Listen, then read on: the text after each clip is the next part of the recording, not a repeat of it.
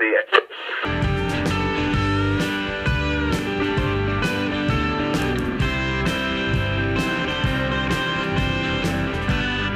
Welcome to Life of the Party.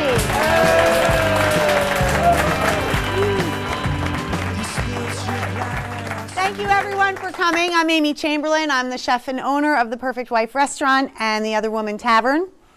Our show here is tons of fun where we have special guests reveal their secret recipes to me. Tonight my guest is Bilka, who I've known for a long time, and we're going to have a lot of fun making his ribs, his infamous beet sandwiches, and some delicious slaw. Are you ready, Gino? I am. Come on up. All right.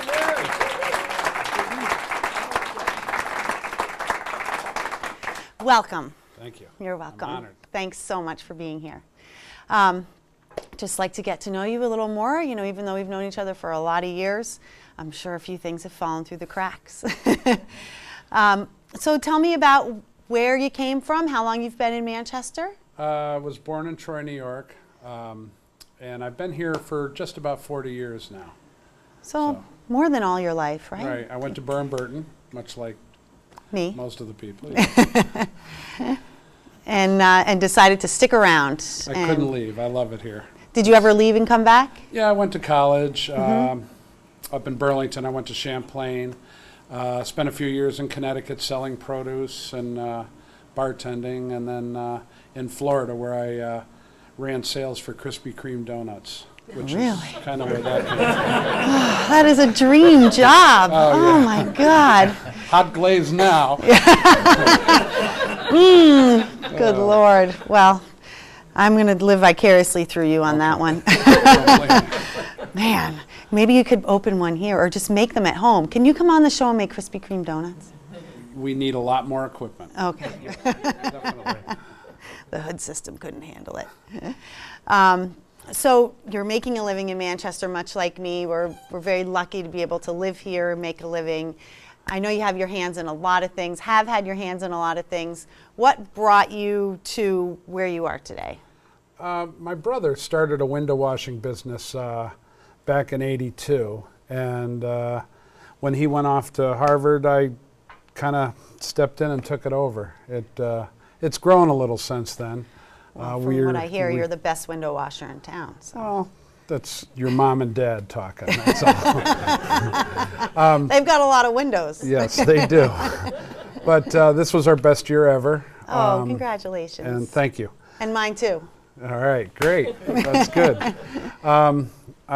We also sell cars under Donnie Doerr's Monarch Auto Body. So it's another little venture. And a little food and beverage service here and there, mostly just for friends now. Yeah. That's kind of stressful to me. Unlike you, that Well, does it seamlessly. Well, there's pressure all over the place, you know. I would think that doing a wedding or a party for a friend is probably more stressful because you want it to be right, and there's no one to blame if something goes wrong. Oh crap, I forgot the meat, or I burned the potatoes, or you know. Yeah. So, but you're a great guy for doing that for people. Well, it's a lot of fun. It really is. It is. There's no doubt that cooking is fun, and I'm really looking forward to your recipes today. Thanks. You're welcome. The rib recipe that we're doing, when did you start cooking ribs, and how long did it take you to perfect this? It started, I have a weekly poker game, and I try to do something different every week. Last night we had gumbo, and tonight, the ribs I used to do them very differently, but they came out tough a few times. So this seems to be a foolproof way to just put some rub on it and throw it in the oven and forget about it. Yeah, really, slow it roasting. doesn't get much easier. That's good. But there's a lot of things that we have. Like I say, I try to make it different every week. That's great. Well, the guys are lucky. Any girls play poker? Not right now, but we used to. Over the years, there's been a number who were pretty darn good card players too. So why aren't they playing anymore? Deceased, moved away, and not Oh, why harassment. aren't you playing anymore? They probably thought you'd have more fun without them. That's From what I've not seen true. of the poker areas, it really is a man cave. And Yeah, it can be. yeah. All right. Well, everyone needs their space, right? Right. How do you do at poker? You know, I hold my own. Hold your own chips, right? Right. Not real money. I like to hold other people's chips too. That's a little harder to do. Sometimes it's hard to hold my own, for that matter. But I give it a try. Good, good. Well, it's always important to balance fun with work, and as we say here at Life of the Party, it's always fun to go to a party and make food for a party. So are you ready to show our guests I am ready. how to make your delicious food? Yes. All right, great. Well, are you guys ready? Yeah. All right. All right, Gino, here we are in our glorious kitchen. First thing that you'll teach us how to make is your deliciously slow-cooked rubbed ribs. Okay. So Amy was good enough to supply us with the recipe for the rub. Put a little bit on. And this rub has brown sugar, white sugar, salt, pepper, cinnamon, clove, thyme. Am I missing anything? Garlic powder. Cajun spice. It's a crazy melange of deliciousness. And we rub the ribs and then it'll cook in there. Do both sides. These are St. Louis ribs that we're using. Have you used baby back ribs? I've used everything. I've used the full ribs? ribs. I haven't ever done it with beef ribs. If you have a grill nearby, you can, once you put the rub on, you can brown it, and then before you throw it in the oven. But either way, it's going to come out pretty darn good. Do you think maybe putting it in the oven at high heat for 5 minutes or so would do sort of the same thing? Never You ever tried done it. that? Right. But you're the chef. I'm just a guest. I want to make it your way, though. Well, this is pretty much it. And Right. A lot of times I've just, when I'm getting ready for the poker game, I've just gotten off work and I'm running around the kitchen and this actually I won't do just before poker, but I will do it before I go to work.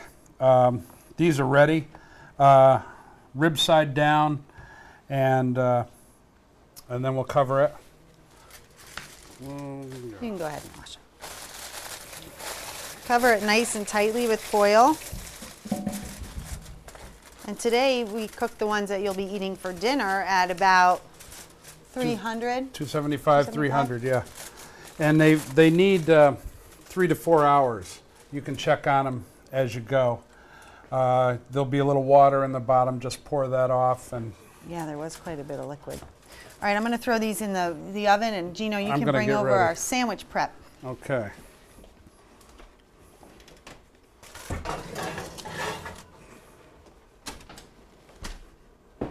And I would say when you put the ribs in the oven, just as a chef, don't put them on the bottom because all that sugar is going to burn. So try to put them in the middle or closer to the top. All right, Gino, your sandwich. Tell me where this came from. This came from a little place called the Easy Peasy. They did it in East Arlington. They did it a little differently. They used walnuts, and when she made her paste, she used walnuts, olive oil, and sugar. And it was a decent sandwich, but it just wasn't what Tree and I have turned it into.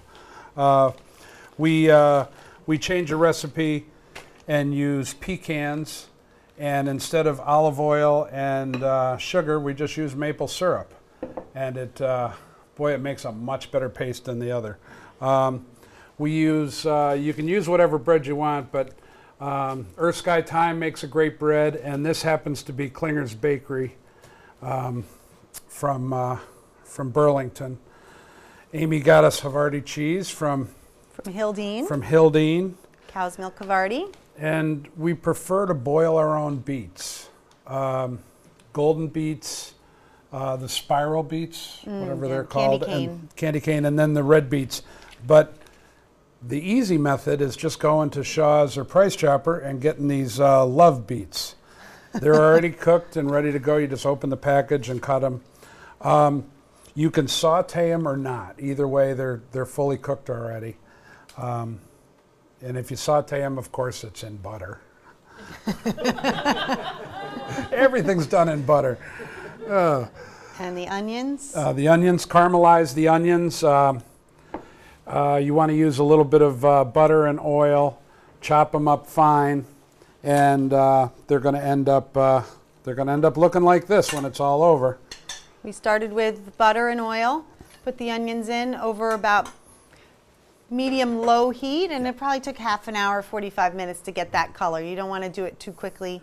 The slower, the better. Those onions are like sugar. They're delicious. And season them at the end with salt and pepper. Arugula, spinach, any kind of greens that you like. A little mayonnaise. That's the ingredients. All right. That's as tough as it gets. Before we can assemble the sandwich, we need to make our pecan yes. maple paste. So today when Gino and I were going over things, I said, oh, how do you chop your pecans? And he said, oh, with a meat tenderizer, or, well, actually, I just stomp on them. So I said, well, you're going to have to show us that, right? So Okay. I gave us each our own bag of pecans, and we're going to do the pecan crushing dance.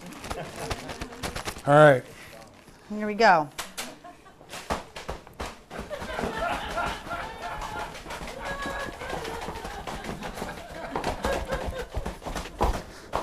Try All this right. at home. This is aerobics and cooking. I think we're getting good. there, yeah? Look at that. The Nice. essential oils are pouring right out.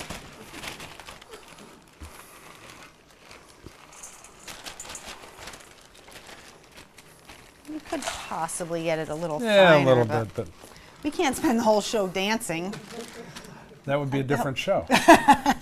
Oh, new idea for a new show. I'll throw this in the garbage. Okay. So, add a little bit of maple syrup.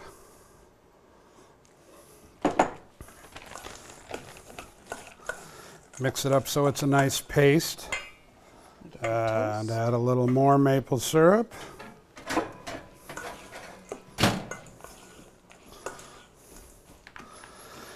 Instant toast. So, spread a little of this on there. Gino prefers the bread toasted, Correct. and I had one, and it's delicious. That's why I'm here. That's why you're here. That's right. Couldn't resist. So first step is the paste. Then we put beets on. These beets, we roasted ourselves. They're from Westminster Farm in Vermont, Putney, Vermont. They're organic, delicious. That's what you'll be eating. And then some Havarti cheese. Next, the caramelized onions. Who needs ribs, huh? Do you bring these to your poker game? You know, they don't get this stuff. It's a I knew little that too was much coming. effort. For them to go, are you kidding me, Gino? Where's the gumbo? The gumbo was pretty good. That had I like that. chicken and scallops and sausage in it. The guys want, heartier, meatier foods. Although so then we put on the greens, and last but not least, a little mayonnaise. Bring out the Hellmann's. And bring out the best. You're soaking in it. Yeah. That's right, Madge. Okay. We did previously toast this bread, I have to admit. But it's still not terribly too crusty. I think we can still cut it without it shattering. Yep. I'll hold. I have faith. Whenever you're cutting anything on a cutting board, make sure your cutting board is clear because a lot of accidents happen when there's stuff around. Okay.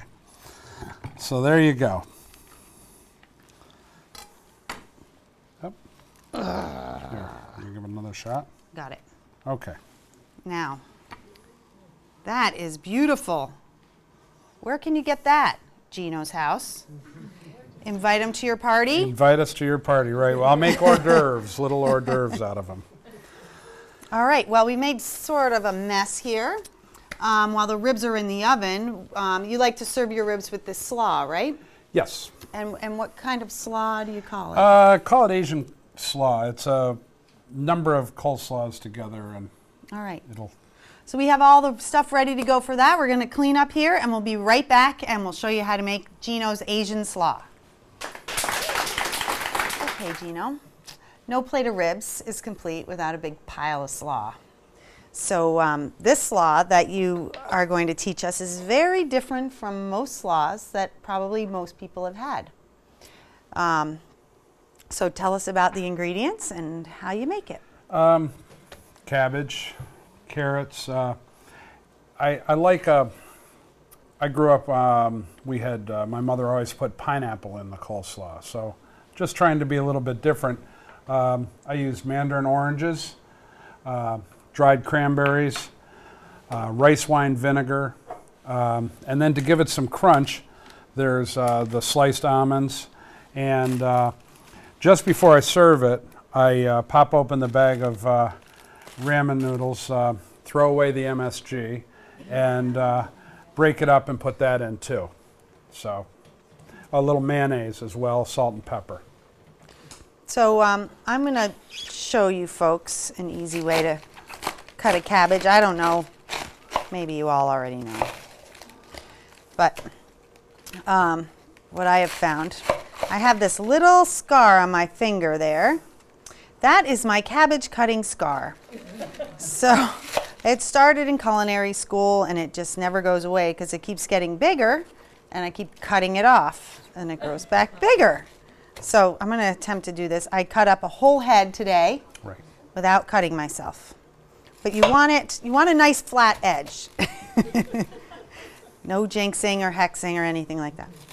And this is kind of a small knife because that's the sharpest one in the house. But if you have your cabbage on a nice flat surface, you can do a good job of making it thin. And don't you think, Gino, it's important to have your cabbage thin for slaw? Otherwise, people will feel like they're eating cabbage. Correct. And I think coleslaw is maybe just a way of disguising cabbage, right? Sugar, Exactly. vinegar.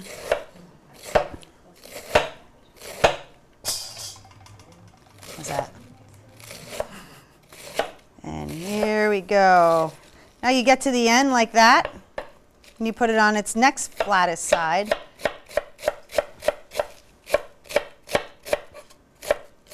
Boy, it's close to Halloween. We should have had a Halloween show with fake blood. That would have been fun. Ah! I did it! All right. So this quarter of a head of giant Apple Hill Farm cabbage from Clarendon, Vermont is quite enough for probably 6 people, right? Yeah. All right, so I'm going to let you do your voodoo here Okay. as to how much of everything. All right. We'll use, I love carrots. Can't have too much carrots in your coleslaw, according to me anyways. My mom grew the greatest carrots this season. They were so sweet. I don't like cooked carrots, but they were awesome cooked. So you want to get it to where it's like so. Add a little mayonnaise.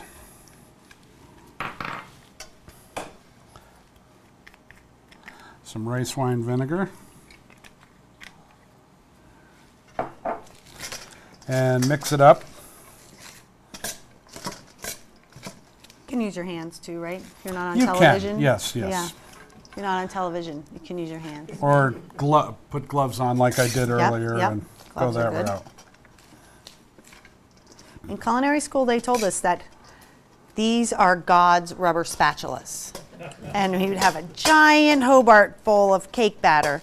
And, you know, we were timid little 19-year-olds. We need a spatula. And the chef would come over and be like, are you kidding me? Use God's spatula. You just go in there. Okay. God's spatula went from here to here. But And we'll add mandarin oranges. And if you don't have much rice wine vinegar, the juice from the mandarin oranges is pretty darn good. Some cranberries.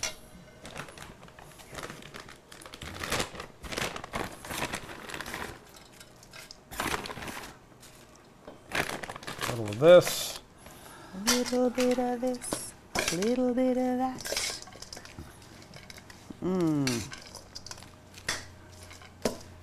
I don't think I've ever had coleslaw quite like it. Well, It's like coleslaw and ambrosia mixed together. Add a pinch. I never put too much salt in anything I'm doing. So many people have problems with salt. I always figure you can add more, but you can't take it out. Very kind. But pepper, on the other hand, we're going my way.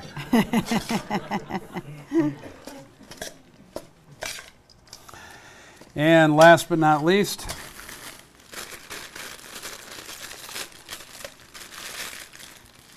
remember, that's got to go.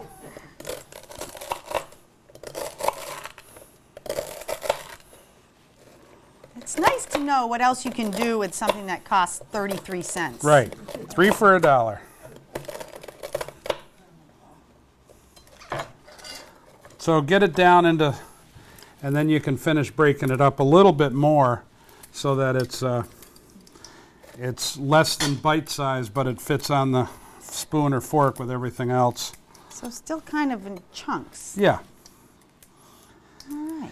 Give it 5 minutes, and it'll have absorbed some of the other flavors that are in there. And I typed up recipes for everyone, so make sure it says raw and chopped, and then just say ramen noodles, because that would make the coleslaw very different. Get a lot more of it. That looks great, Gino. There you go. And that's as tough as it gets. Voila. 7, 8 ingredients to heaven. Okay. All right, well, the ribs are cooking. We're going to have Asian slaw. We're going to have delicious beet, arugula, caramelized onions, Hildene Farm Havarti sandwiches on maple oat bread. And I brought some chocolate bread pudding to top that all off, and a little white chocolate cherry cheesecake. So we're going to clean up, and then we're going to eat. Thank you so much, Gino. I had such a great time. You made being a hostess of a television show the easiest job I've ever had. Thank you. Thank you. You're welcome. I'm very excited you use local vendors, all the Hildene Havarti, the farms that supply all your vegetables here and at your restaurant. It's amazing. I'm really happy that you do it, and it's taken hold. So. Well, thank you. It's good to know that people notice, and I think that the more we do it, the more other people will do it and realize how important it is, and it makes it a lot more fun in the kitchen when you know where your food's coming from. So thank you so much. Thank you, studio audience. Thank you in TV land, and we'll see you all next time on Life of the Party! Down your shirt, who the hell do you think I am? If the moon killed the sun, you think you last to see another day. You probably take your chances and sleep.